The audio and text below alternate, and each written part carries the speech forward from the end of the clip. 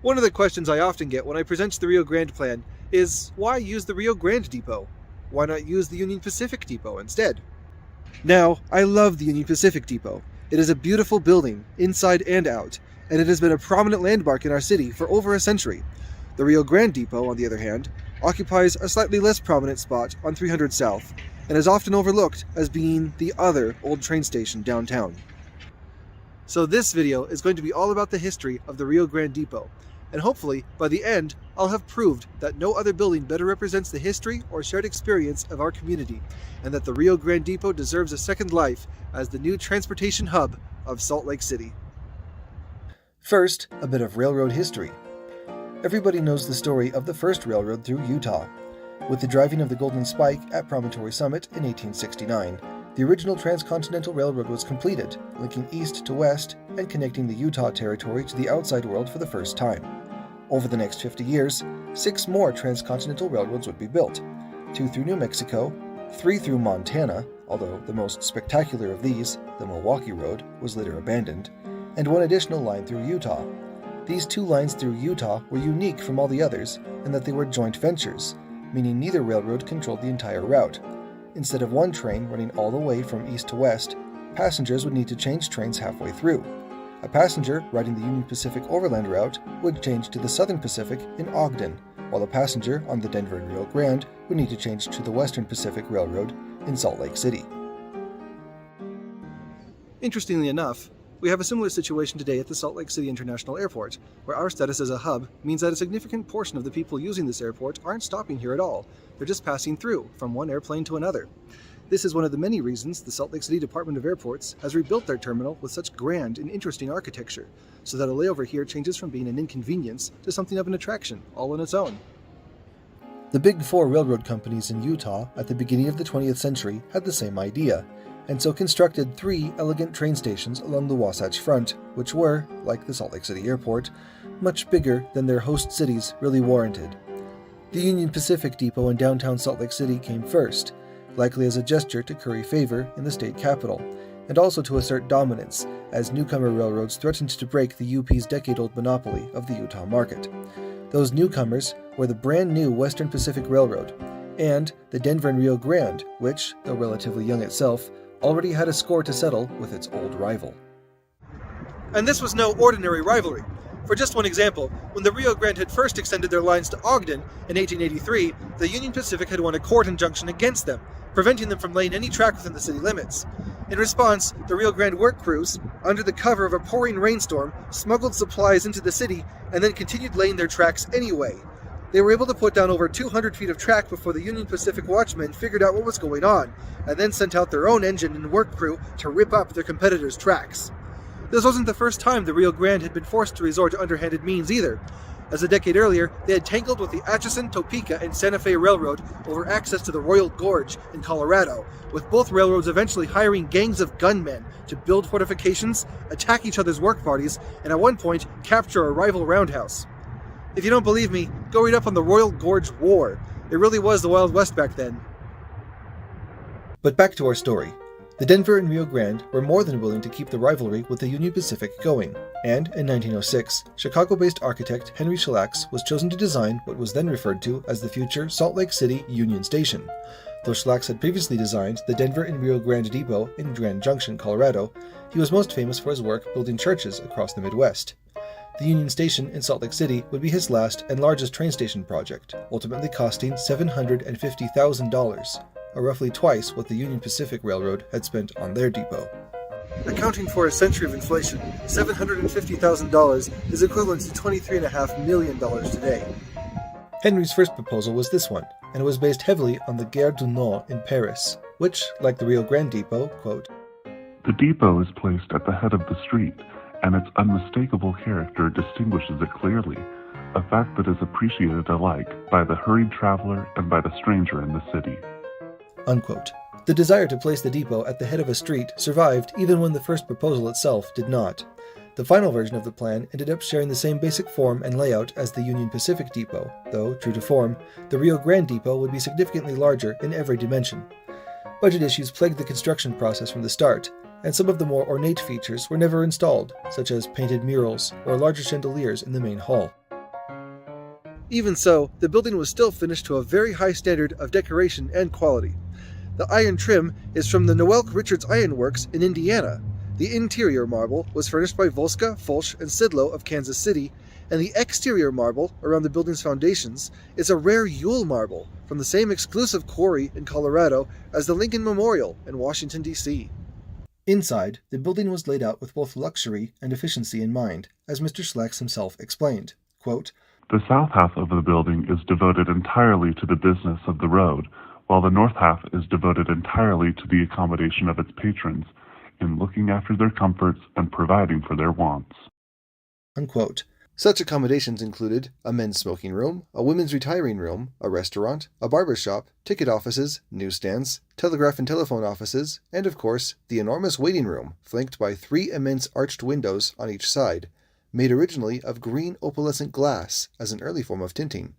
While many of these features changed over the years, the restaurant remained in its original location for 110 years, until the building was closed following the March 2020 earthquake. Another design feature that was anticipated by the architect but never realized was, believe it or not, a subway system. Quote, The consensus of opinion is that the business of railroad depots should be handled through subways, and that, although for various reasons, particularly that it would not be advisable to expend the money for this purpose at the present time, this building should be so planned and constructed that the subway system of handling of passengers, etc., can ultimately be introduced or installed. In fact, it has been decided that this particular depot should be a combination of both methods, in which, while the surface handling of business, for reasons given above, must answer for the present time, the subway scheme will ultimately obtain, and the building must therefore, if possible, be arranged with this end in view. Unquote. While it is possible that Mr. Schlax was anticipating a train box, such as what we're proposing with the Rio Grande plan, my interpretation is that he was anticipating something more akin to what we'd call today a streetcar tunnel. This was long before transit planners attempted to divide rail into subcategories, such as light rail, metro, heavy rail, and so on. If it was a train on a subterranean track, it was a subway, even if the tunnel was only a short section of a larger streetcar network. In fact, this arrangement was pretty common throughout the early 20th century. Some surviving examples you can ride today are found in Boston, Newark, Philadelphia, and San Francisco. Modern examples include Los Angeles, St. Louis, and Seattle, with future tunneling projects being planned in Portland and Dallas. It isn't inconceivable that our own Trax light rail may one day also gain a subway portion downtown, and so validate Mr. Schlack's foresight from 115 years ago. And speaking of grade separations, it's important to note that not all West Side residents were in favor of the new depot and all the new rail traffic it would bring. At one 1899 planning meeting, one resident expressed interest in the railroads sharing a Union Station building, quote, but not at the expense of residents along their lines. We also desire to have the privilege of crossing our streets without being blocked by waiting trains. What is needed is a proper number of viaducts. Unquote. Or, in my humble opinion, a train box would serve just as well. But it is interesting to note that these same concerns have been around for over 125 years, and that we are still trying to address them today.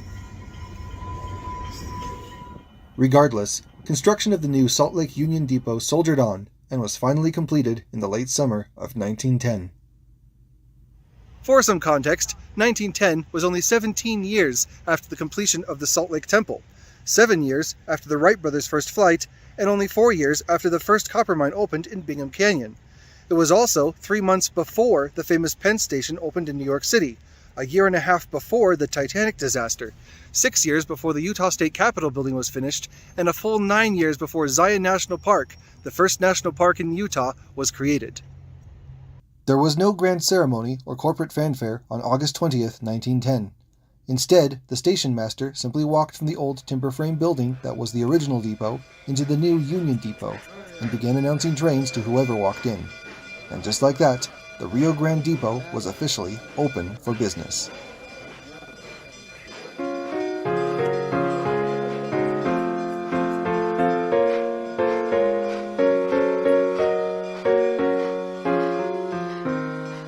From the beginning, the depot was popular with residents and visitors, and quickly became one of the focal points of the Salt Lake community.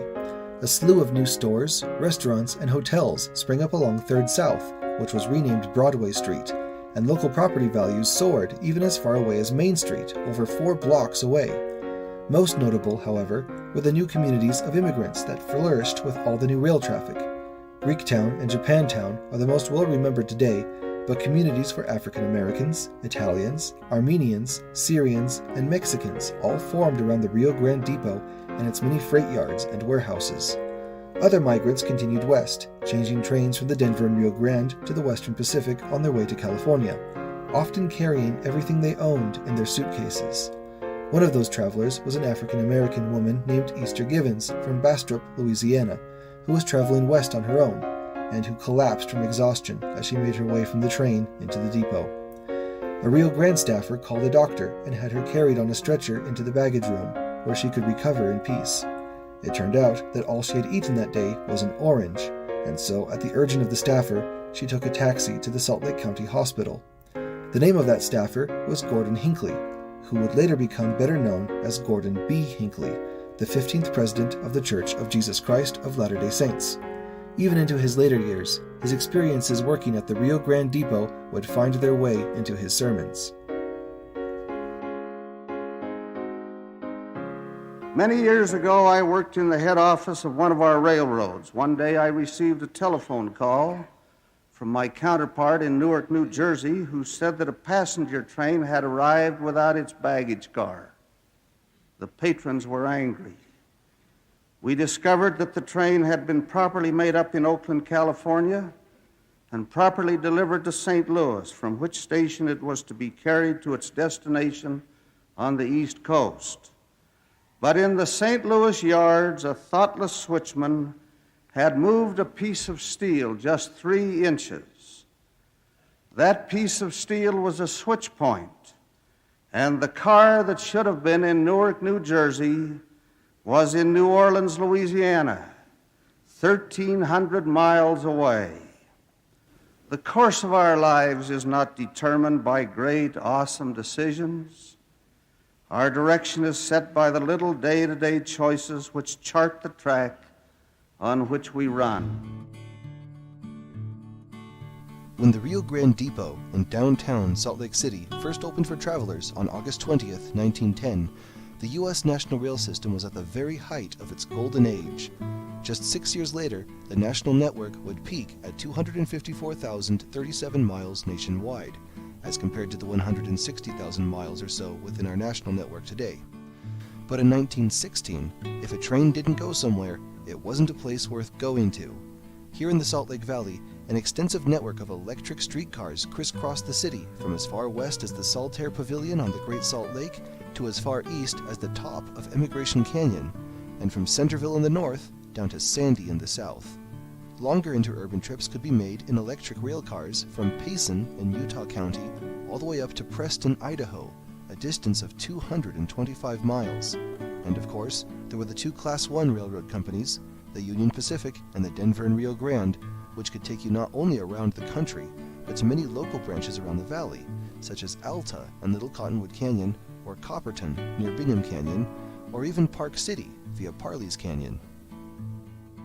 This extensive railroad network was the result of a policy decision by the United States federal government to allow private corporations to own and operate the nation's transportation infrastructure, and this policy decision would come with its own set of consequences. The most visible issue was that of rates, or how much a railroad company could charge their customers. Many industries, such as manufacturing or warehousing, could often position themselves between 2 competing railroad companies, such as here in Salt Lake City between 4th and 5th West, or this stretch of line between Orem and Provo, so they could at least have a choice in carrier.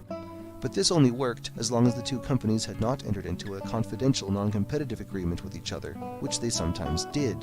And besides, most customers, especially farmers, were only able to be served by one railroad company anyway. The tales of railroad company corruption are legendary, with railroad officials charging higher rates to certain cities that opposed them politically, or granting free transportation to politicians who made business difficult for their competitors.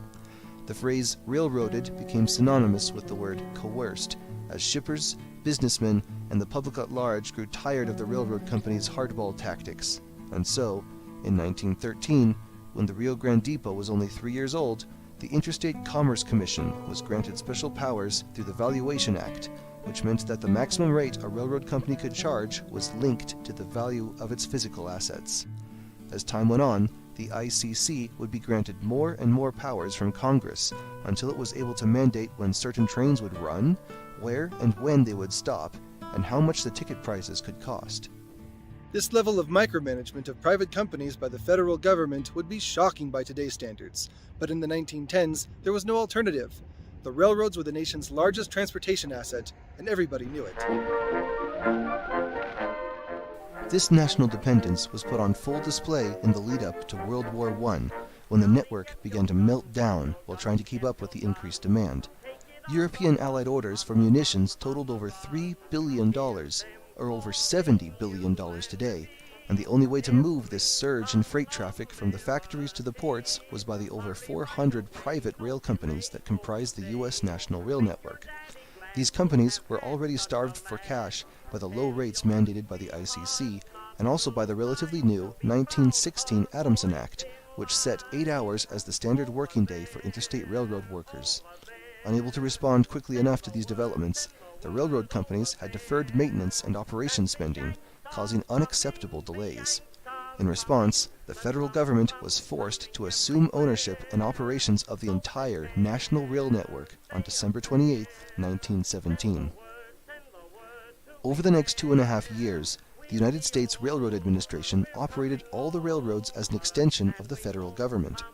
In order to keep the munition trains running, some compromises had to be made, and so the Railroad Administration cut back on passenger trains in order to prioritize coal and other wartime exports. Some good reforms did come by more easily implementing new national standards for various safety and ticketing features, but by and large, the experiment in railroad nationalization was unpopular among the public and a bureaucratic headache for the government. Even before the railroads were returned to their private owners on March 1, 1920, military planners knew that, if the United States wanted to maintain its new position as a world military power, it could no longer rely on private corporations for national mobilization.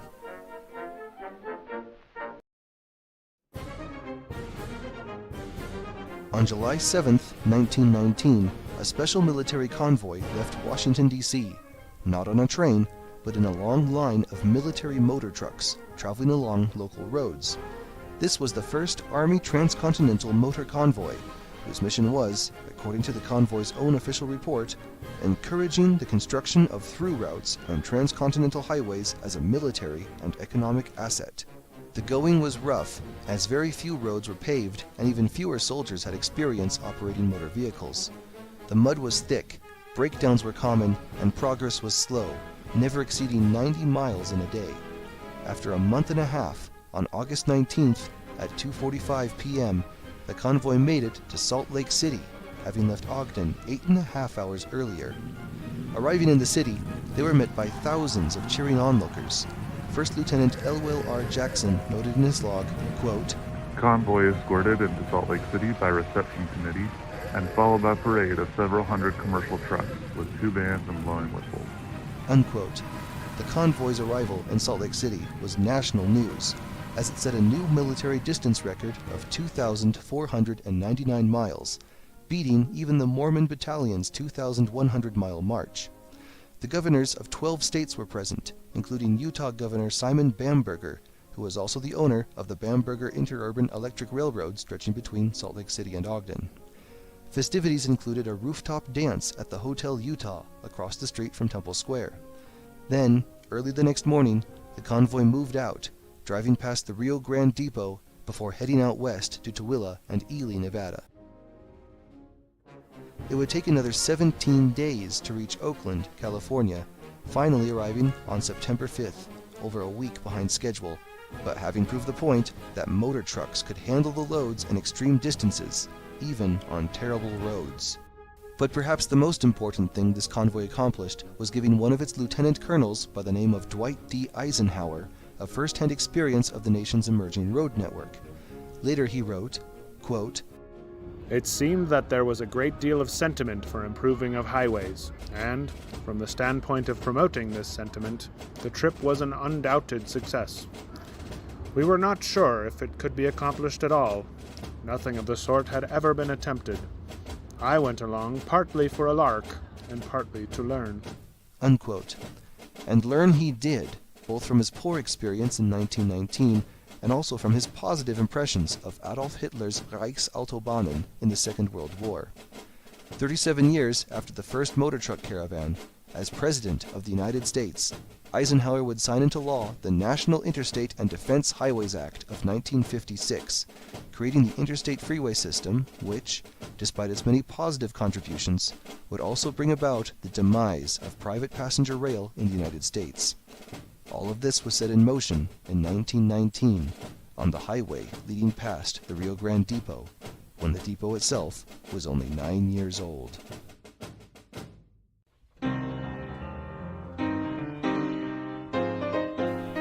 In the 1920s, though, the Denver and Rio Grande Railroad was already facing the possibility of an early demise, as mismanagement by the railroad's robber baron owner, George Gould, meant the company was never far from bankruptcy. Even after he sold his share in the railroad, and after it was formally reorganized and renamed as the Denver, Rio Grande, and Western Railroad, its infrastructure was so worn out that nearly all the company's profits needed to be reinvested into the railroad itself.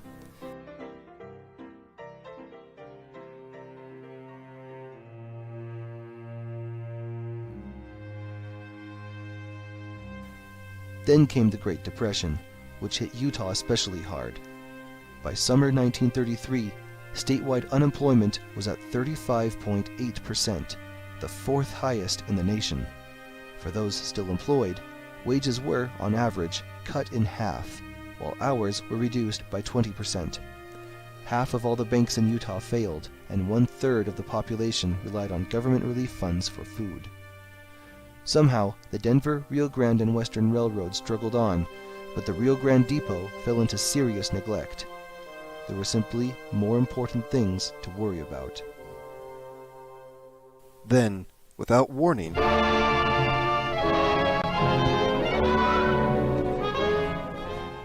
World War II marked a huge resurgence for the railroads, as manufacturing of wartime materiel brought record loads of freight, and wartime restrictions on gasoline and automobile parts brought record numbers of passengers. In the 1930s, only 9% of intercity passengers traveled by train, but by 1944, trains carried a full 34% of intercity passenger trips. On top of this enormous public demand was an unprecedented need by the U.S. Army to mobilize its troops, as millions of young men were loaded into troop trains to be sent to battlefields across the Atlantic and Pacific Oceans. The contributions of the men and women who ran America's railroads during the war cannot be overstated. At the Rio Grande Depot, between 15 and 20 troop trains passed through per day, often crowding the station so badly that trains got backed up for hours in the middle of Fifth West, waiting for space on one of the depot's 6 tracks. It was at this time that the station restaurant, which had been operated from the beginning by the railroad itself, was spun off to local residents Dale Moss and George and Nelda Busby. Busby later recalled, quote, "It was busy. The train company couldn't handle the constant traffic of the troop trains. We were open 24 hours a day, and the place was constantly full. The troop trains would come in, and because the diner cars hadn't been able to accommodate all of them, the soldiers would spill into the cafe. When we couldn't move them through fast enough, the soldiers would bust the tables and wash the dishes so everyone got a chance to eat." Unquote. A darker side of the war traffic emerged near the war's end, as trainloads of coffins, called mortuary specials, returned thousands of remains to grieving families. These trains, one station master recalled, were, quote, All like 25, 30 cars, and they were all painted gray, all sealed up, and it just gave everybody a funny feeling. Unquote.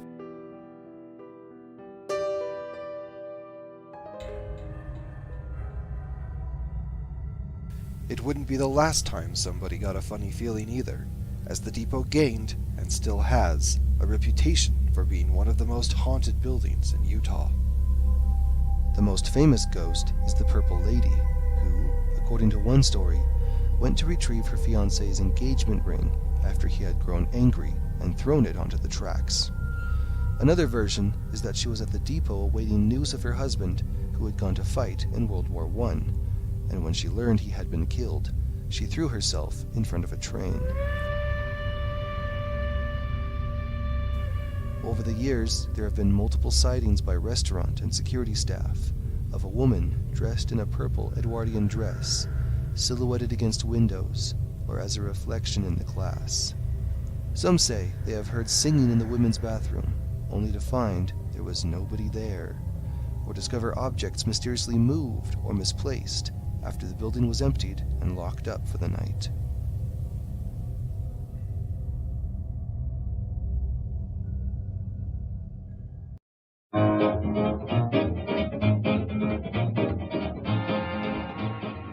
After the war, passenger and freight traffic dropped off, and railroads went searching for ways to bring customers back to the rails.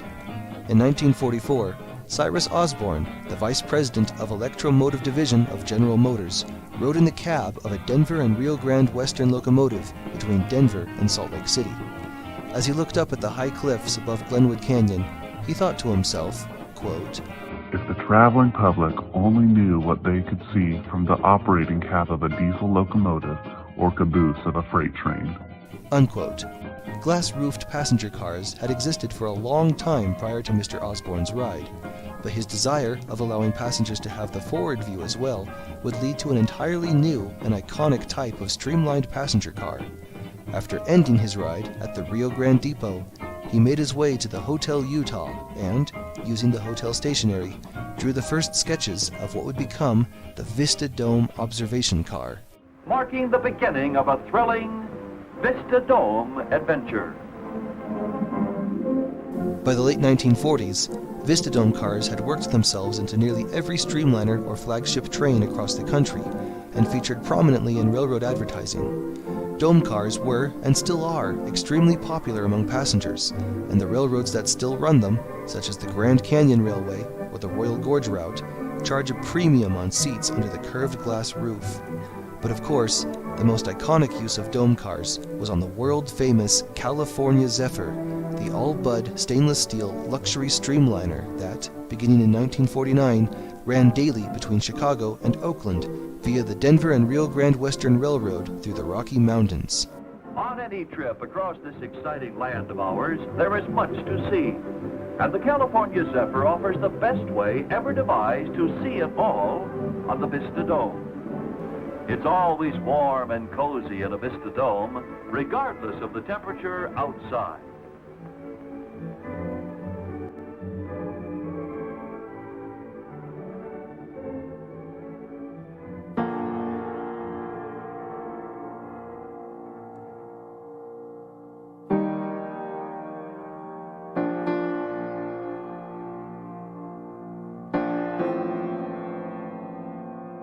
The Denver and Rio Grande Western was so proud of its involvement in the creation of the Vista Dome car that it erected a monument in Glenwood Springs to commemorate the spot where Cyrus Osborne was first struck by inspiration.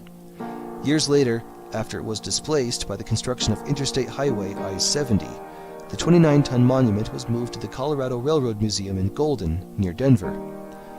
While Coloradans are eager to claim the dome car as theirs, the real location of the Vista Dome's creation was in that timeless, spaceless domain of travel, on a train rolling down grade through the mountains on its way to the Rio Grande Depot in downtown Salt Lake City.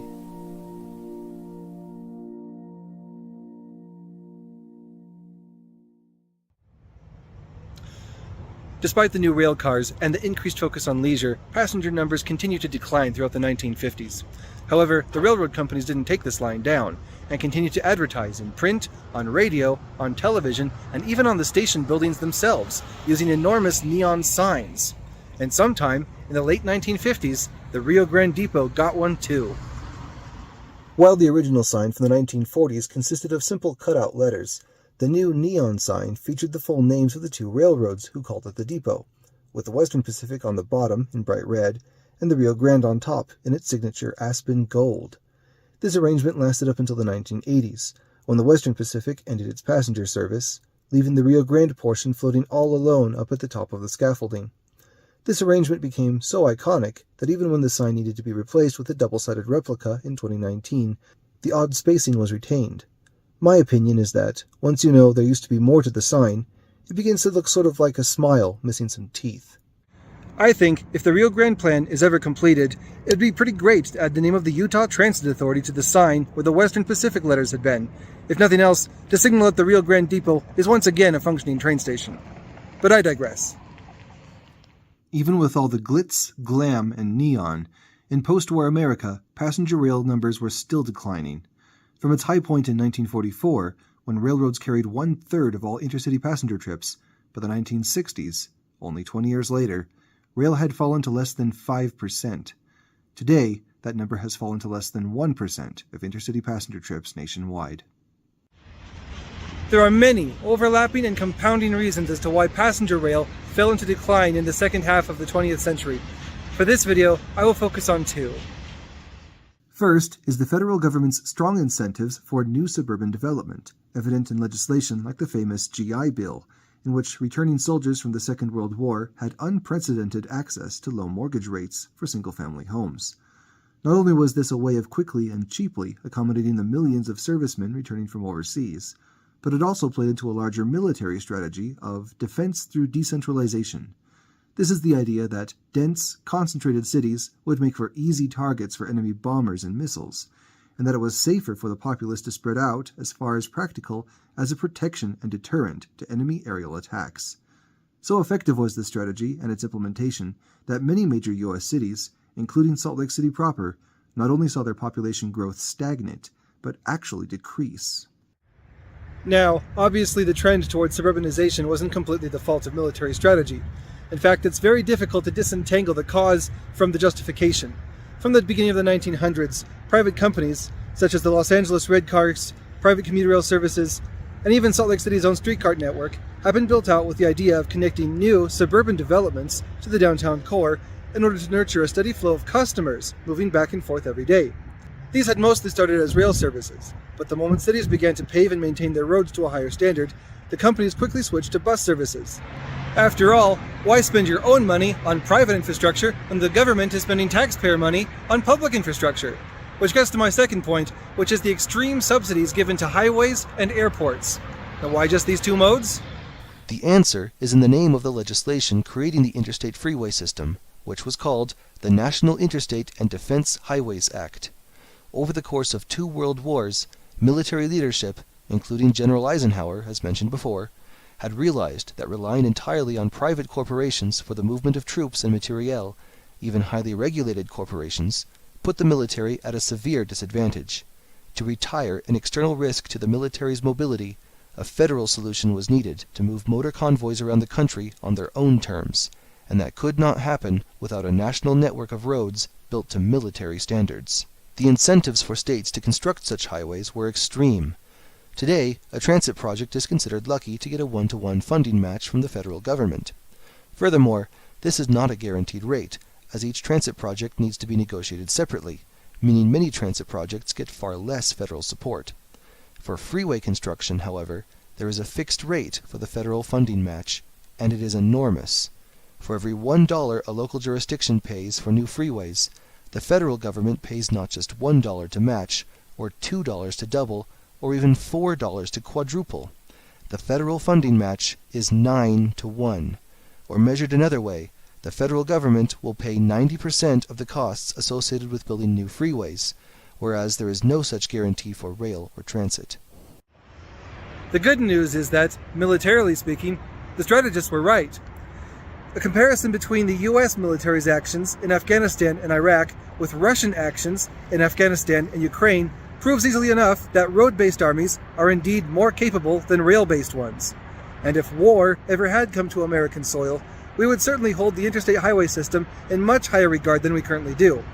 And there is no denying that for other emergencies, such as citywide evacuations or the delivery of emergency supplies, that the freeway system has proven its strategic worth many times over. The bad news is that, without any significant changes to funding ratios over the last 70 years, the interstate highway system has become overburdened and bloated beyond proportion. For example, look at this interchange behind me now. This is the massive I-80-I-15 interchange just south of Salt Lake City. It occupies over 200 acres, or twice the area of Liberty Park. It has 4.5 miles of bridges, which is the equivalent of building an elevated freeway from downtown to the airport. In some places, the bridges are 4 layers deep. It was completed in 2001 as part of the freeway updates prior to the 2002 Winter Olympics. A project which cost over $3 billion, adjusted for inflation. Now, consider that this is only one of 10 major interchanges here in the Salt Lake Valley, which is crisscrossed by over 150 route miles of planned or existing freeways. In total, there are over 1,000 route miles of freeways in Utah alone. Back when the interstate highway system was first proposed in 1955, it was projected to have 40,000 route miles and cost around $100 billion. Adjusted for inflation, that is over $1.1 trillion today. But of course, with such easy federal funding, there are now over 50,000 route miles of freeways and over 15,000 interchanges nationwide. What's worse is that over the last 50 years, the number of lanes has swollen in our urban areas as state DOTs widen, rebuild, widen, and rebuild their freeways over and over again. For example, at its widest point, this interchange consists of 25 separate traffic lanes. If all the freeway lanes in the United States were laid end-to-end, the resulting road would be about 230,000 miles long, which is enough to wrap around Earth's equator 9 times, or if you prefer, stretch from the surface of the Earth all the way to the moon. The interstate highway system represents a national investment of literally trillions upon trillions of dollars. Spent in so many bits and pieces, it is just about impossible to quantify it all accurately. Now, you may think that's perfectly fine, because the freeway users pay this cost via the gas tax. Unfortunately, no, not even close. Though the number changes year by year, here in Utah, the percentage of UDOT's funding provided by the gas tax hovers around 26%, or just 1/4. That means that 3 out of every $4 spent on our state roads comes directly from average citizens, whether they own a car or not. And don't even get me started on airlines, who are seemingly in constant need of bailouts, airport expansions, jet fuel subsidies, and security measures that all come straight from the taxpayers. All of this begs the question of where is the equivalent spending for passenger trains? Where are the soaring rail bridges to go along with all of these car bridges? Where are the glistening new train stations to match the glistening new airport terminals? It isn't an unreasonable question, since we used to have these things. And if only railroads had been given equal treatment to airlines and highways, or even just compensated for their losses, we could still have had these things today. But instead of being valued as equal transportation assets, the railroad companies were largely ignored. Worse than ignored, actually, as they continued to be taxed and regulated by the ICC as if they still held their monopolistic strangleholds from the previous century. What would you do if you were a private business owner who was being taxed, but your competitors were receiving literally trillions of dollars in federal subsidies? How would you even be able to compete or survive? The short answer, you wouldn't. By the 1960s, passenger trains were losing many hundreds of millions of dollars per year in equipment, personnel, and operating costs. But still, the Federal Interstate Commerce Commission mandated that the private railroad companies continue to run these public services with no assistance from the government. Without any good options, the railroad companies began to eat themselves in order to stay solvent. Branch lines were abandoned as quickly as the ICC allowed it. Main lines were scavenged as multi-tracks were reduced to single tracks for the value of scrap metal. The passenger stations, which had once been the proud face the railroads had presented to the public, became nothing more than dead weight on the railroad's budget sheets. The most famous example was in New York City, where the Penn Central Railroad sold and demolished the iconic Penn Station in order to make way for a basketball arena. But Penn Station was far from alone. In Salt Lake City, the Union Interurban Station, which stood here across the street from Temple Square, was demolished in August of 1968, along with the entire 225-mile network of electric interurban lines.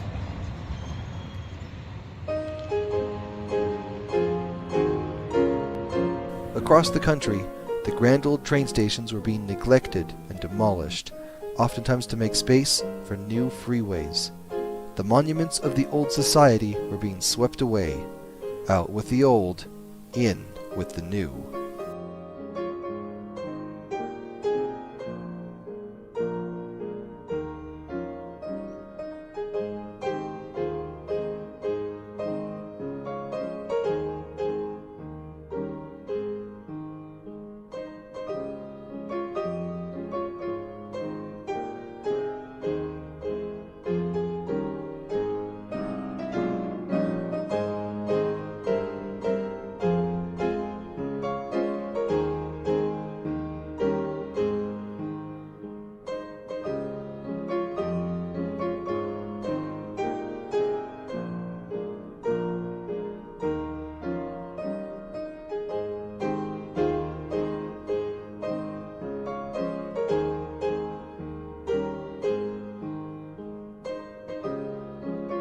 Finally, things got so bad that the federal government decided it had to do something.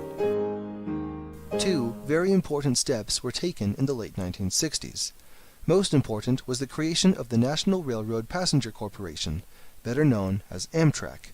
The private railroad companies would be able to buy into this brand new government-run passenger carrier, which would take over most of their ICC-mandated passenger routes.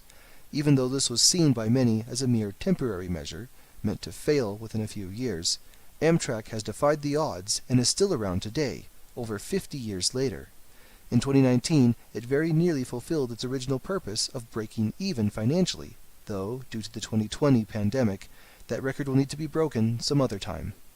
Second was the creation of the National Register of Historic Places, which would give selected, privately owned buildings some financial assistance through tax relief in exchange for a few precautions against demolition. The program was started in 1966, and by 1975, all 3 large depots in the state of Utah had been added to the registry.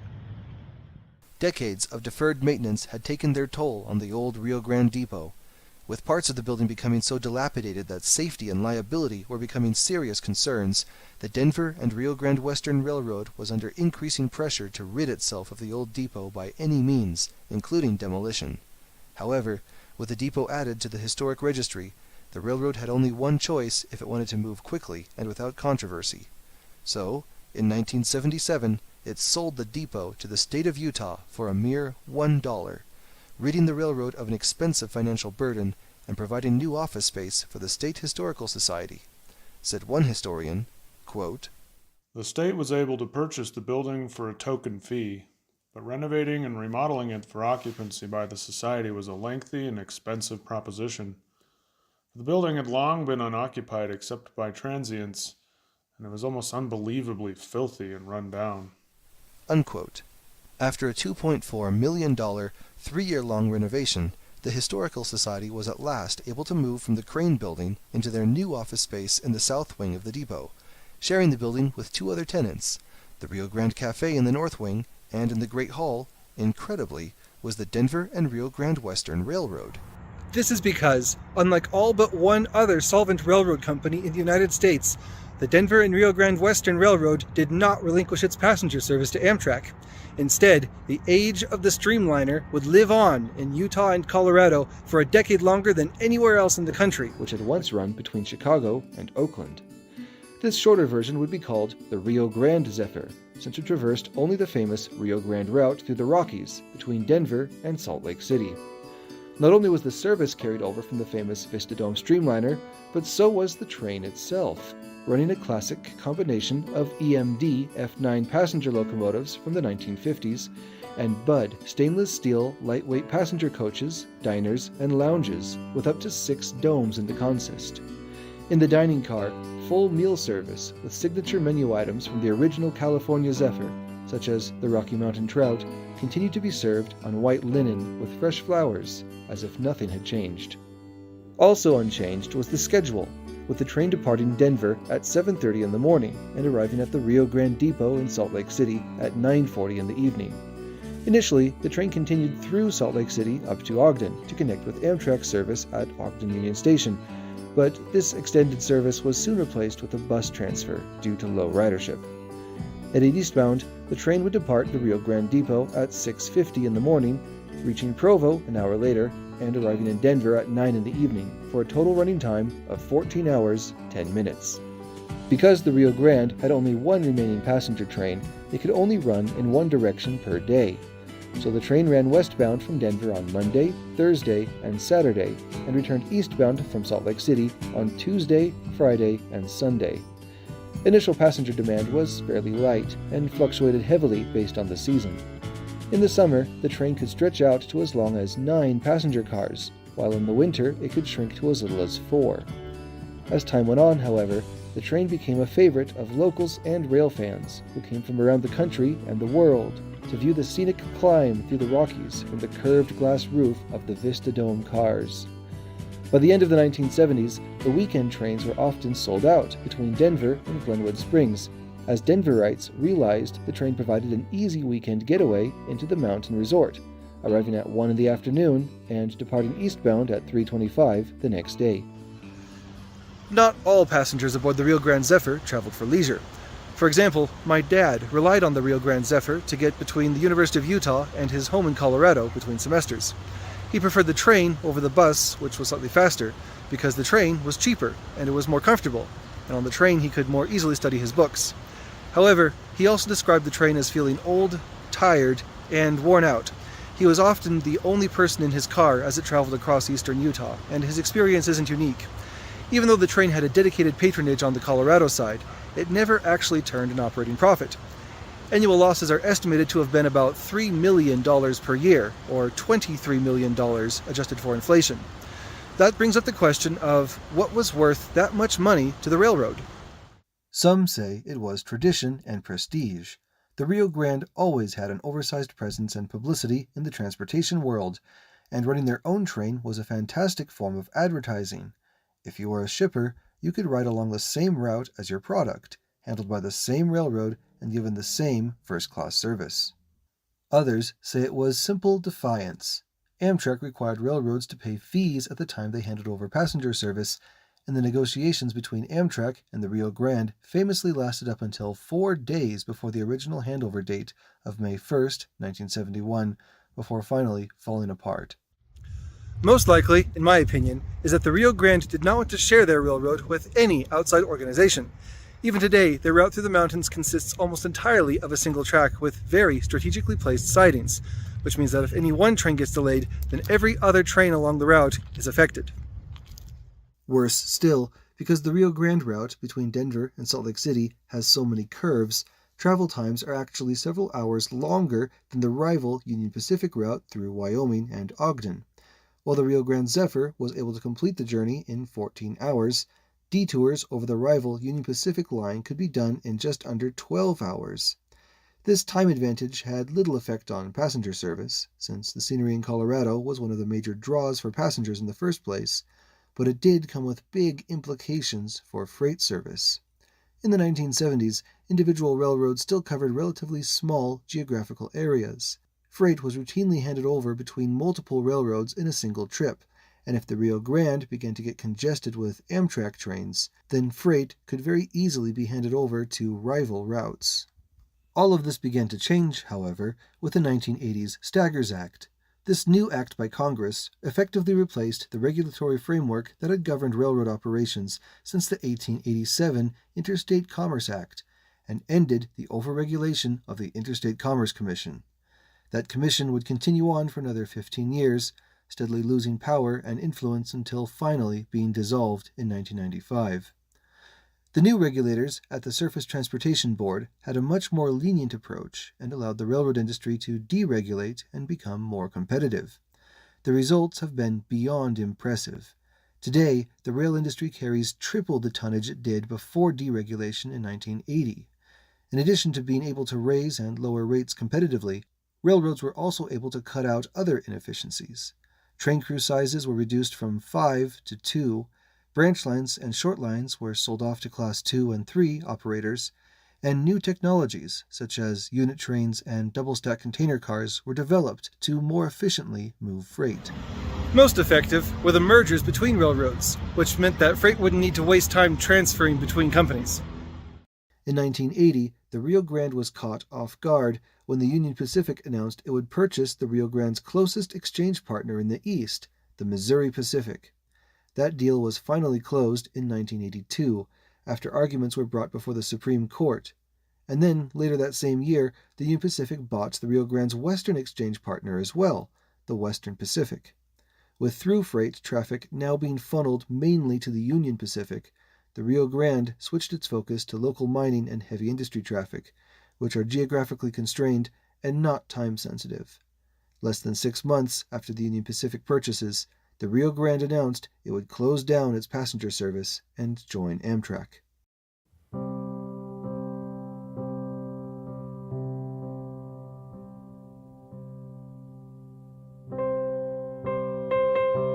By the last run, on April 15, 1983, the train cars on the Rio Grande Zephyr were 35 years old and were showing their age. Replacement parts for the diesel locomotives needed to be scratch-built in the Denver machine shops. Still, the train was at the height of its popularity, and the public responded to the announcement by purchasing every last available ticket for weeks in advance.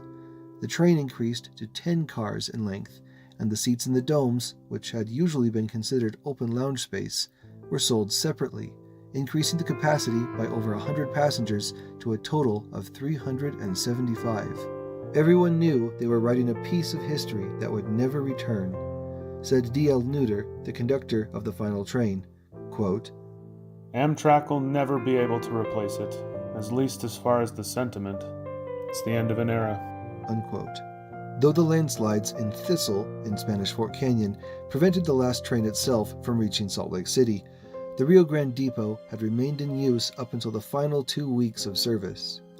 The Rio Grande Zephyr was the very last intercity passenger train to be operated by a private company in the United States during the 20th century. It was the last hurrah for a company who had consistently taken pride in its passenger service and larger publicity. It was the last relic of the streamlined age, when the level of art, design, luxury, and elegance were worthy of the names of Greek gods. The Rio Grande had run their train until the glamour of the golden age of rail had fully faded, and the Rio Grande Depot had been there too, to the bitter end. But even this still was not the end of passenger rail service to the Rio Grande Depot. Upon the demise of the Rio Grande Zephyr, Amtrak immediately picked up passenger service on the Rio Grande's famous main line through the Rockies, and unceremoniously dumped its route through Wyoming to do so. Using Rio Grande tracks meant it would be easier to use the Rio Grande Depot as their station in Salt Lake City, even though Amtrak had used the Union Pacific Depot for their pioneer service since 1977.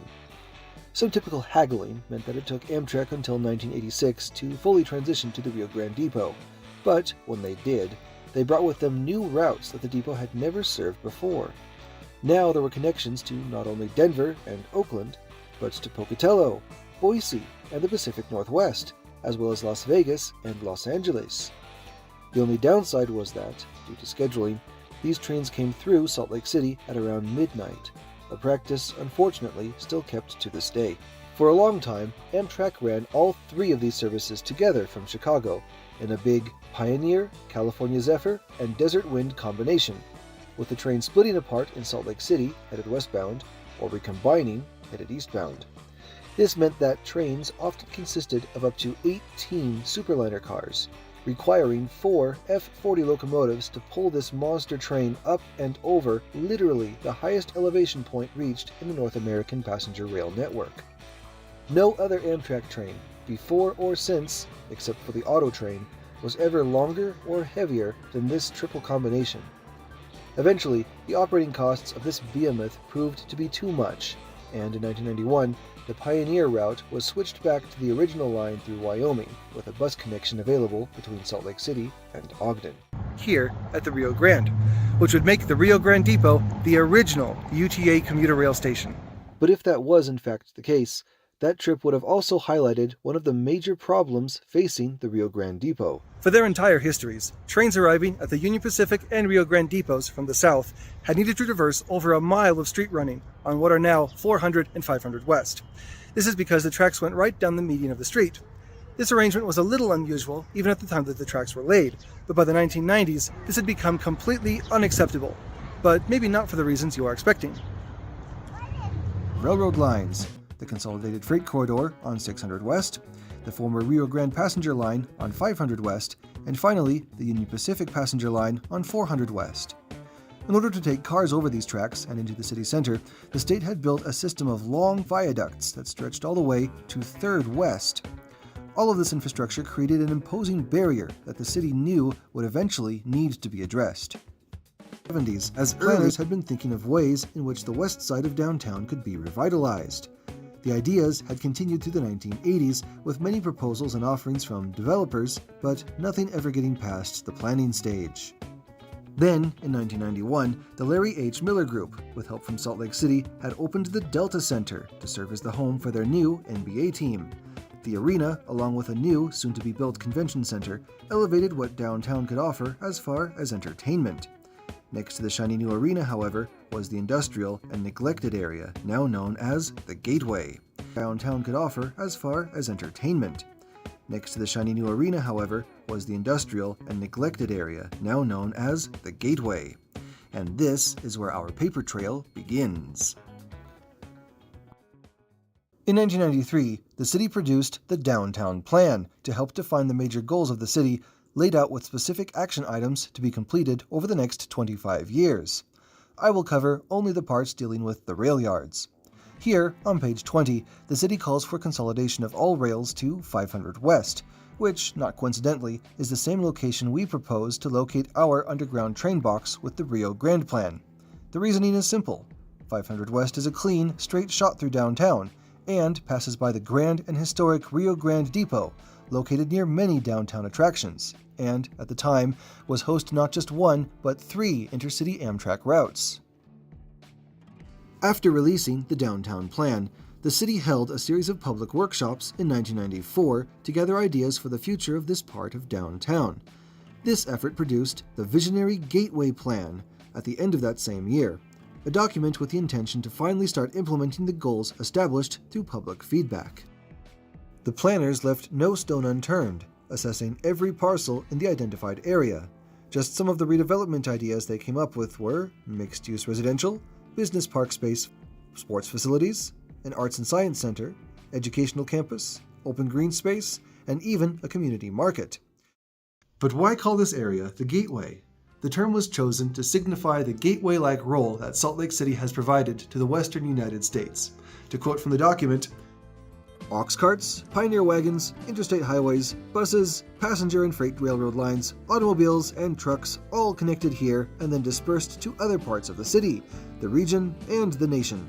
Salt Lake City International Airport is minutes away, connecting us to the rest of the world. People of many cultures and ethnic origins settled here, built homes and businesses, and made important and diverse contributions to the growth of the city. This is the capital city in the state of Utah.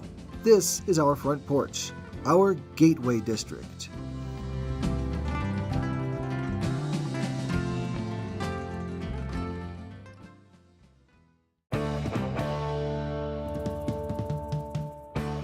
A massive area bounded by I-15, 300 West, 10th South, and North Temple Street was to be called the Gateway District. In total, the plan consisted of about 650 acres, which was further divided into 5 sub-districts: the South Sub-District, the Gateway Corridor Sub-District, the Rio Grande Sub-District, the Union Pacific Sub-District, and the I-15/Railroad Sub-District. Ideas for the rail corridor were described as follows: that all tracks should be consolidated to one corridor, either along 600 West or 500 West. All street bridges and viaducts were to be removed, with grade separation of the railroads being achieved by having vehicle underpasses at key locations, with long-term goals of removing freight rail out of the area entirely. The document gives even more detail, showing 5 different concepts for how this could be configured. Concept A was the simplest, with the least impactful reconfigurations for the area. All freight rail traffic was consolidated to the 600 West corridor. Commuter and Amtrak trains would continue along 500 West to the Rio Grande Depot. It also removed the former Union Pacific passenger line on 400 West, along with the Union Pacific South Yard behind the Union Pacific Depot. Concept B was more interesting. First, all through-running freight traffic would have been eliminated, with a few local spurs allowed to remain to continue service to existing freight customers. The commuter and Amtrak trains would have remained on 500 West, still serving the Rio Grande Depot. The freight corridor on 600 West would have been replaced with a boulevard. Concept C fully removes freight access to the downtown area. Commuter trains and Amtrak remain in the 500 West corridor and are joined by light rail, which shares a transfer stop at the Rio Grande Depot. The highlight feature of this concept is the large park next to I-15, with a daylighted city creek flowing through it. Concept D changes. Freight is once again completely eliminated from the downtown area, while passenger rail is relocated to a new, elevated structure between 4th and 5th West in order to stop at the Rio Grande Depot. A block-wide linear park would exist between 5th and 6th South. 5th West would be turned into a north-south boulevard. Finally, Concept E is similar to Concept B, in which freight trains are allowed to enter on spurs from the south, to serve existing customers. Commuter and regional trains would use 500 West, and, as with other concepts, stop at the Rio Grande Depot. In this configuration, the North-South Boulevard would exist along 6th West. The major focus of this concept is a new sports complex for a hockey team next to I-15. All of these concepts are great examples of just how much the city wanted to reinvent the area, and, as we saw, every one of them maintained access to the Rio Grande Depot as the prestigious and flagship stop for Salt Lake City. But these concepts were merely a look at what could be. With no funding or timelines committed to it, the visionary Gateway Plan was destined to be added to the collection of ideas that came before it. But that would all change less than a year later when a long-sought-for title was finally granted to Salt Lake City. On June 16, 1995, after 4 previous attempts, Salt Lake City was finally selected to host the Winter Olympics in 2002. The event would take a relatively modest intermountain city and elevate it to the world stage. Infrastructure projects that had been slowly coming together over decades now needed to be fast-tracked in order to be in place by the 2002 deadline. As one example, the light rail system, which had been planned since the 1980s, was suddenly given a lightning rod of funding from the federal government, an incredible 80-20 federal match, with the funding specifically earmarked with the intention to, quote, help ensure a smooth Olympics. As for the Gateway District, the previously mentioned Arts and Sciences Center, which had recently been rejected by the state legislature, made a new pitch as an Olympics venue which could be used for ceremonies or other activities related to the Games. This approach was quickly given the green light. The project would eventually grow to include a large outdoor shopping and entertainment center, all, of course, slated to be constructed before 2002. So, with everyone gearing up to put on a show for the Olympics, the city, with help from the state, needed to finally tackle the issue of at-grade rail lines in the downtown area. In 1996, Salt Lake City came out with its first ever master transportation plan. This plan was focused on improving mobility for the 21st century by adjusting how the city treated its streets, pedestrians, and its rail network. It also looked at ways in which air quality and the overall quality of life could be made better by making smarter, more equitable decisions on how transportation is used within the city limits. Let's focus on how the city wanted to address the rail issue. Only a few pages in, and we find this illustration. To my eye, this looks like a cross-section of a rail corridor with some odd-looking vehicles on the left. The two on the right are clearly light rail vehicles, and they are in a below-grade section that is spanned by a bridge. There is no topography like this that naturally occurs in the city, so something like this would have to be dug with heavy machinery. One might call it a trench, and since there are trains in it, we could even call it a train trench. Unfortunately, the document doesn't address what this illustration is meant to represent, and some extra pages that could have provided more context are no longer in the possession of the city. So I'll leave it to you to draw your own conclusions. The document also looks at the issue of freight rail in the downtown area. At the time, there were many more businesses directly served by freight rail than there are today, so planners had to consider how to maintain rail service while also decreasing the amount of rail spurs, yards, and through lines. And here, the planners chose to dream big. Just like we saw with some of the concepts in the visionary Gateway Plan, city planners proposed removing mainline freight rail from downtown entirely. A map published alongside the plan shows a concept in which the Union Pacific main lines would be rerouted entirely out of the city by way of a new route northwest of the airport. At this point, a common theme should become clear, that rails for passengers should be consolidated to 500 West, and that the primary train station for Salt Lake City should be at the Rio Grande Depot. This must have seemed like a foregone conclusion, since every plan of this era made an effort to preserve rail access to the historic depot. But once timelines and money started to enter the planning process, this theme would very quickly change. The team that put together the visionary Gateway Plan in 1994 once again came together to get a final design advanced for simplifying the rails in the Gateway District. This study became known as the Rail Consolidation Study, published in 1996. This would be the final study released before a decision was to be made by the city. The timing could not have been worse, as the 1990s was a time of major uncertainty and consolidation in the North American railroad industry. In 1993, the Rio Grande finished a 5-year-long purchase of the Southern Pacific Railroad, but consolidated both networks under the Southern Pacific name. In 1995, the Burlington Northern merged with the Santa Fe, creating BNSF Railway, which holds trackage rights over some Utah main lines. In response, in the late 1996, the Union Pacific Railroad bought the Southern Pacific Railroad, consolidating all mainline railroads in Utah under a single corporation. In the middle of all this uncertainty and chaos, the national railroads had little time or attention for rail consolidation in Salt Lake City, and largely ignored the planners' efforts to coordinate. The end result was a rushed study that lacked long-term commitment or vision by any of the partnering railroads, leaving the planners with little to work with. Let's pause here to address the elephant in the room. I disagree with the planners of the past. I do not think that freight trains ought to be eliminated from the downtown area. Freight services are a vital component to the local and national economy, and making freight operations more difficult in the Salt Lake Valley is something we should not pursue. That is why the Rio Grande plan is the best option for solving our infrastructure problems in Salt Lake City, as it preserves the ability for freight trains to continue operations along their current corridors while also eliminating dangerous, at-grade railroad crossings in the downtown area. The planners also worked with Amtrak to see how much flexibility they would actually be allowed. The answer came back that it would be theoretically possible for Amtrak to use either the Union Pacific or Rio Grande depots if the trains made a lengthy backup movement to reach either station from the north or west, adding, however, that backup moves are extremely undesirable and have been eliminated in all possible situations.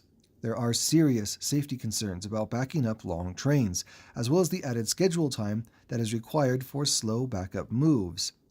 In a carefully worded sentence, Amtrak recognized that a relocated station facility could be provided along the then Southern Pacific Main Line, 2 blocks to the west, in the area of the old Rio Grande Freight House at 200 South and 600 West, but pointed out that it would be a less than ideal location for an intermodal facility.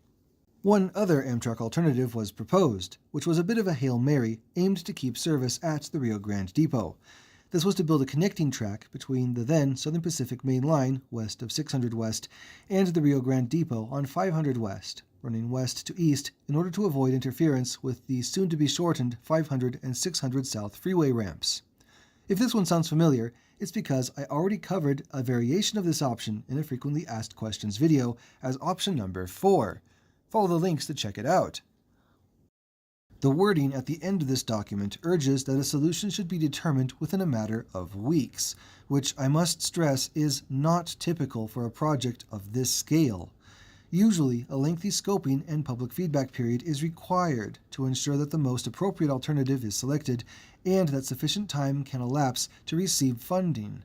Due to the timelines imposed by the upcoming Olympics, that was not to be the case in Salt Lake City.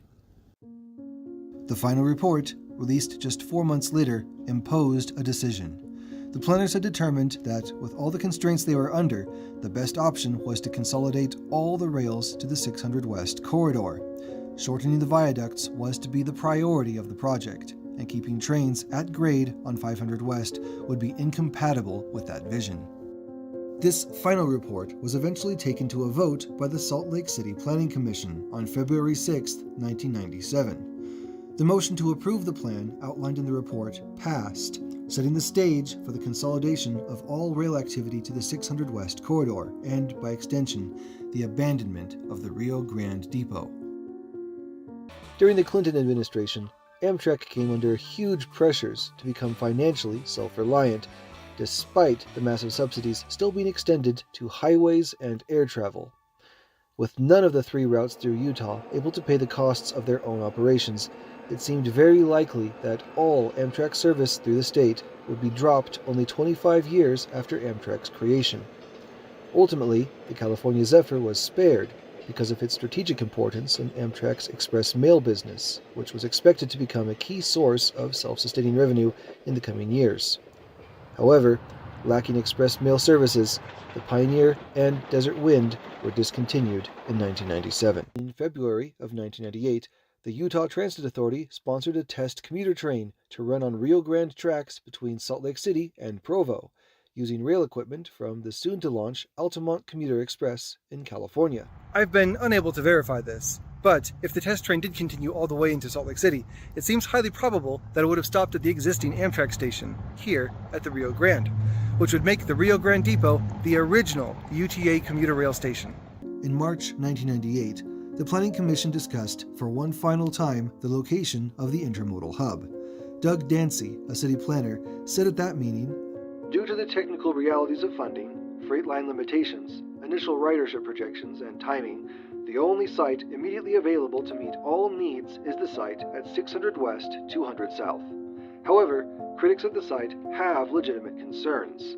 The sense of place, transfer accessibility, and neighborhood redevelopment are critical to the success of a 600 West, 200 South location."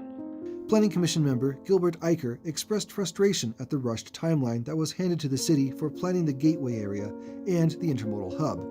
He said, "The city has been pushed hard to do many things too quickly. The decisions that are made will affect Salt Lake City for the next 100 years. We need to consider the promise of the gateway looking at the long term." Another Planning Commission member, Craig Merriger, slammed the proposed intermodal hub site, stating, "That site will never be the hub of Salt Lake City." Many opinions were shared in this meeting by the public and by city officials about the shortcomings of the intermodal hub location. But with no feasible alternatives on the table, the decision was all but determined already. The city knew that losing access to their historic train station would be a major blow to the prestige of Salt Lake City, and to address this, an idea was pitched, an idea that might sound familiar to you. Mr. Jess Agratz, chair of the recently formed Transportation Advisory Board, provided a letter during the meeting that stated the Planning Commission should join with the board in endorsing and adopting a Gateway Master Plan with some built-in flexibility that preserves future underground right-of-way for mass transit corridors through the area.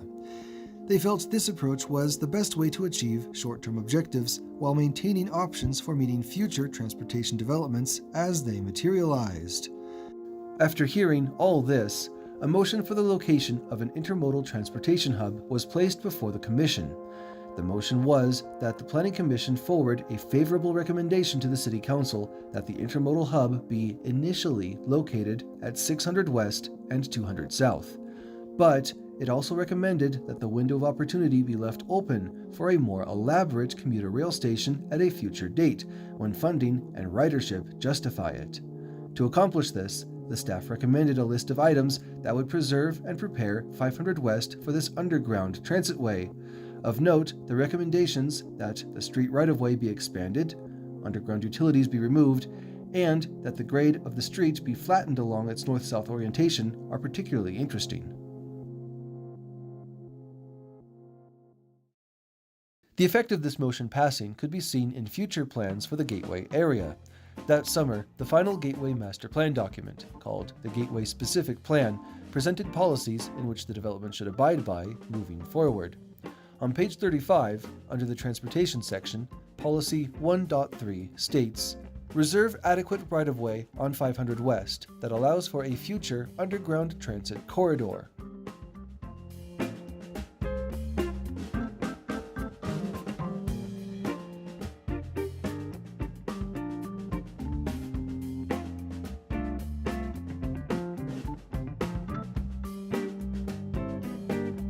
Just as there was no fanfare or celebrations to mark the depot's opening in 1910, no attention was given to the last train to depart the Rio Grande Depot on August 6, 1999, just 2 weeks short of its 89th anniversary. Relations between Amtrak and the State Historical Society had never been especially good, and the overall sentiment was one of relief more than of sadness. Amtrak reported that, on average, only 15 to 20 passengers per day boarded or alighted at the Rio Grande Depot. Not enough to warrant any special announcement beyond updating the Salt Lake City station address on the schedules. All eyes were on the future. The Olympics were coming, and along with them, light rail, commuter rail, and a new intermodal transit hub.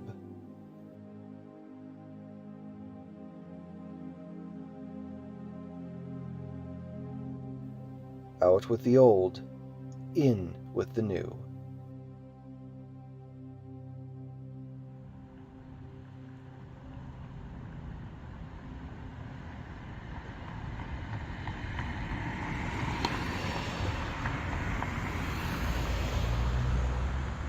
From here, the events are so recent they can hardly be called history at all. The Gateway Project and the removal of the railroad tracks did allow for the removal of 3 of the 4 major viaducts into downtown. However, the other promised improvements have been slow to arrive, if they've come at all. The temporary Amtrak station turned out to not be so temporary after all, as this month marks 25 years of Amtrak trains stopping here. That's a quarter of a century, or 10 years longer than Amtrak trains stopped at the Rio Grande Depot. Ironically, the track work that was touted as permanent was ripped out and replaced when Frontrunner Commuter Rail arrived in 2008. However, the temporary trailer building, meant to last only a few years before being replaced, is still all that Salt Lake City has to show for itself.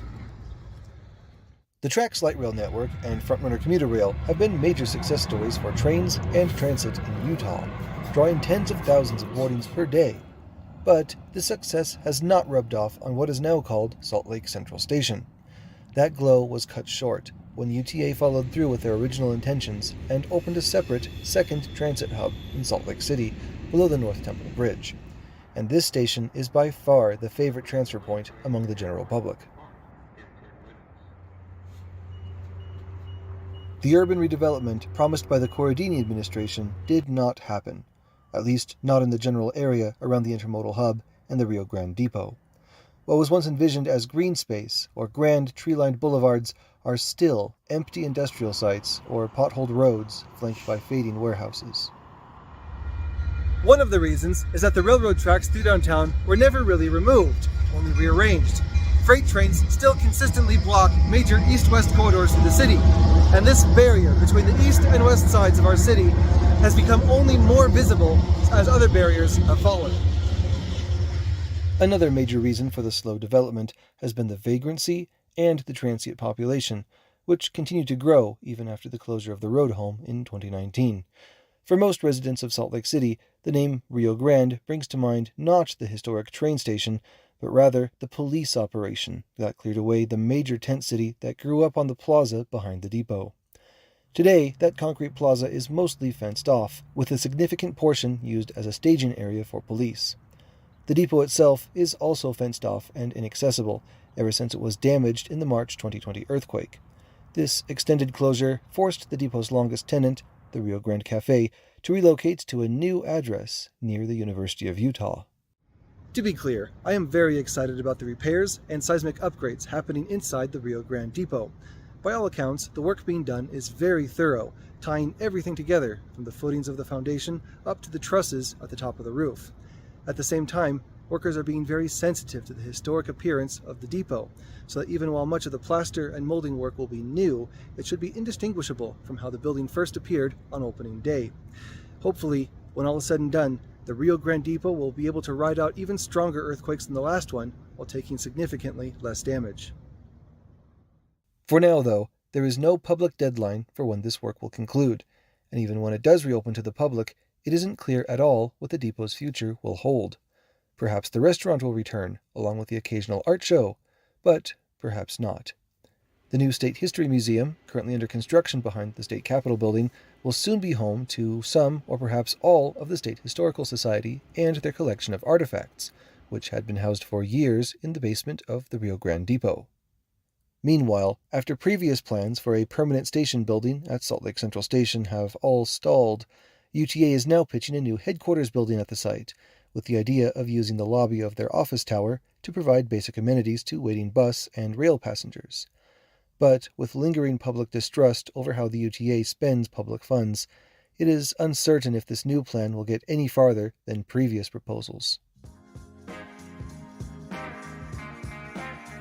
At the same time, the Utah Department of Transportation continues to spend many billions of dollars on new freeways every year. In 1986, the last section of Interstate 80 was completed and opened just south of the Salt Lake City International Airport. This occasion was marked by an hour-long dedication ceremony attended by many state and federal dignitaries. 4 years later, in 1990, the last section of I-15 was completed, also in Utah, on a section between Tremonton and Plymouth. Finally, in 1992, the final segment of the original Interstate Freeway plan was opened through Glenwood Canyon in Colorado, the site of the same scenic cliffs that inspired the creation of the Vista Dome observation car nearly 50 years earlier.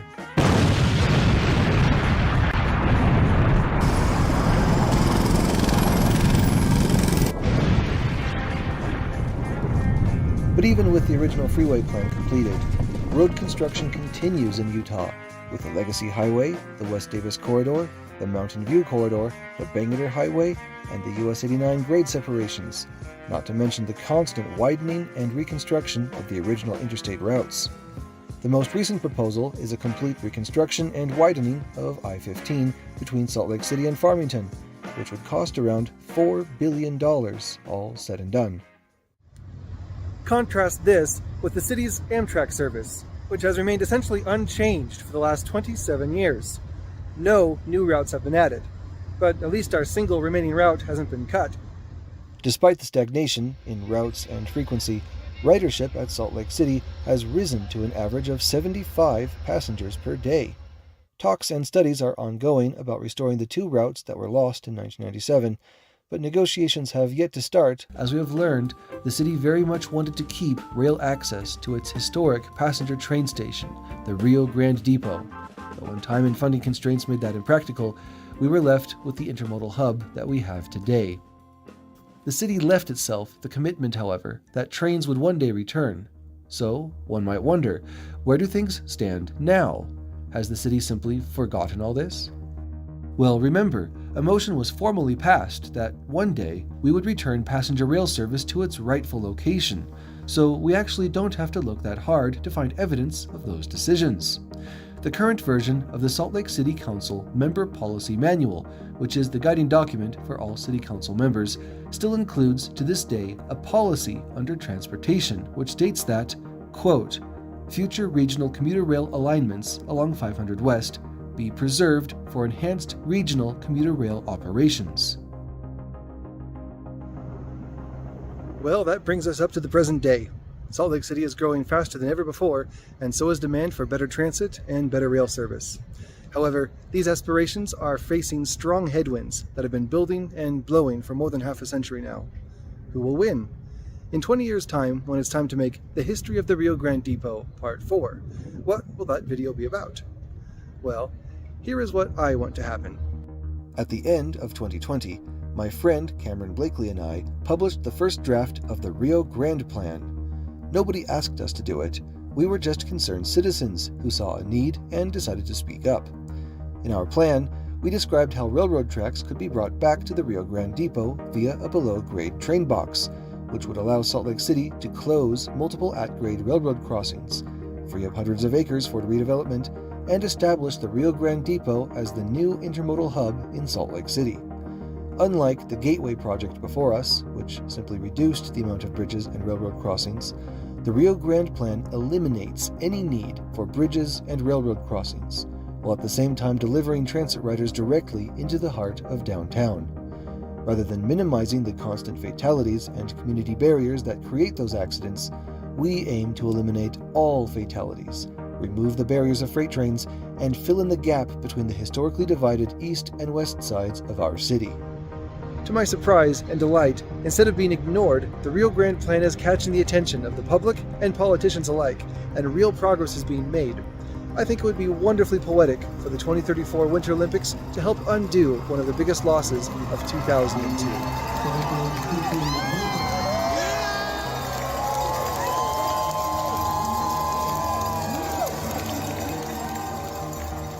And not only for commuter trains, there is also hopeful news for intercity passenger rail as well. In 2018, a new company called Brightline began operation of an intercity rail service in Florida, running between a massive new rail terminal in downtown Miami, north to West Palm Beach, and then in 2023, service was expanded up to the Orlando International Airport. This marked the first time in 35 years, since the demise of the Rio Grande Zephyr, that a private company has offered intercity passenger rail service, and so far it has been an unqualified success, attracting thousands of riders and proving that if the service is compelling, Americans will still take the train. Instead of competing for track space with freight trains, Brightline paid to build a second track along the entire Florida East Coast Railway from Miami to Cocoa and upgraded the existing track for most of that length to allow for speeds of up to 110 miles per hour. This means that not only will megalong freight trains never block passenger trains into sidings, but that Brightline trains will be able to keep an average speed of around 80 miles per hour, which is faster than driving. And the trend is catching on. Chicago and St. Louis are a similar city pair with Miami and Orlando, both in combined population and in distance. Here, the state of Illinois paid the Union Pacific Railroad to upgrade their tracks and to add new sidings. And now Amtrak is able to run the same type of trains that Brightline uses at the same 110 miles per hour. Other state-supported routes are also seeing growth in ridership in Michigan, California, Virginia, and North Carolina. Utah can very easily join this list. If we can shift just some of the funds we usually use to widen our already bloated freeways, and instead add capacity to selected rail lines, we would be able to run fast, frequent trains to neighboring cities, states, and national parks in times equal to or faster than car travel. Private airlines land on public runways. Private buses run on public highways. A similar model can and should be pursued for passenger rail. Once we have rail corridors that are at least partially publicly owned, we can create a market of private passenger rail providers able to meet the needs of Utahns and the millions of tourists who visit our state every year. Trains produce much less pollution than cars. They don't take up as much space as cars, allowing them to serve both urban and sensitive areas without acres of pavement. Trains don't need huge parking lots wherever they go, allowing us to build walkable, sustainable, and healthy communities, while cars are uncoordinated and delayed by congestion, construction, and weather. Well-managed railroads have proven to be extremely reliable. There are no seatbelts on a train, but there are restrooms, work areas, and even food services that can never be equaled on airlines, buses, and especially private vehicles. If given the choice, I will choose the train every time. As technology continues to disrupt the transportation landscape with remote work, autonomous vehicles, and electrification, trains are poised to make a huge comeback in the United States. Our urban areas continue to recover and grow, and the percentage of adults without driver's licenses continues to increase. The way our government spends its transportation funds will have to diversify, and there is no better use of these funds than beginning here at the Rio Grande Depot in downtown Salt Lake City. But why the Rio Grande Depot? To ask the question that started this all nearly a year and a half ago, why not use the Union Pacific Depot? My answer is to look back over all this history and ask, what other building better represents the people of Salt Lake City than the Rio Grande Depot? What other building was constructed with such high ambitions, designed for the greatest efficiency, but by an architect more accustomed to constructing beautiful, sacred churches? What other building became the focal point for so many communities of locals and immigrants, saints and soldiers, rich and poor? What other building rose to the height of national glamour and prestige, but was also forgotten, ignored, and abandoned? What other building carries the same potential for a bright, sustainable future? The Rio Grande Plan is more than a better connection between our East and our West. It is a better connection between our shared past and who we are now. Those same qualities of ambition, of diversity of experience, and endurance through tough challenges are exactly what we need today in order to make our city truly grand. I'm Christian Lenhart. Thank you for watching.